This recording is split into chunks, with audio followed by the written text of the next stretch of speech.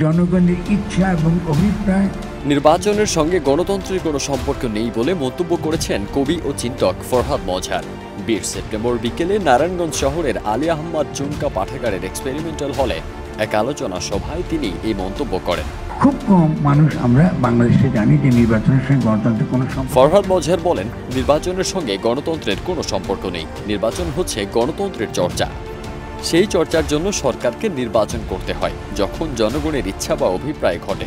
তারা যখন জানে কি ধরনের রাষ্ট্র তারা কায়েম করতে চায়। রাষ্ট্র গঠনের ব্যাপারটা সাংস্কৃতিক লড়াইয়ের সঙ্গে জড়িত। গণতন্ত্র আছে, এখন আমি গণতন্ত্রের চর্চা করব। তিনি বলেন, আমি বারবার বলেছি, গণ অভ্যুত্থানে যারা নেতৃত্ব দিয়েছেন তাদের বিদ্যমান ফ্যাসিবাদী সংবিধানের অধীনে নেওয়া যাবে না। কিন্তু এখন একটা সাংবিধানিক প্রতিবিপ্লব ঘটে গেছে। যারা ক্ষমতায় এসেছেন তাদের একটাই কাজ, তা হচ্ছে জনগণের অভিপ্রায়কে লিখিত রূপ দেওয়া। ইংল্যান্ডে কোনো সংবিধানই নেই। ফরহাদ মজহার এও বলেন, সংবিধান থাকাটা খুব জরুরি নয়, কারণ ব্রিটেন, নিউজিল্যান্ড, ইসরায়েলে সংবিধান নেই। তাদের দেশেও তো বিচার আচার হচ্ছে। জনগণের ক্ষমতাই যে সার্বভৌম, এটা নিশ্চিত করতে হবে সবার আগে।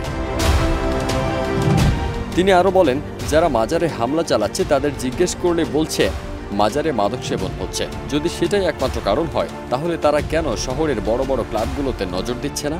আমি বলবো, আসুন আমরা সবাই মাদক নির্মূল করি। মাজারে গান বাদ্য হারাম, তাহলে আসুন কনসার্টগুলো বন্ধ করে দিই। আসলে এগুলো মূল বিষয় নয়।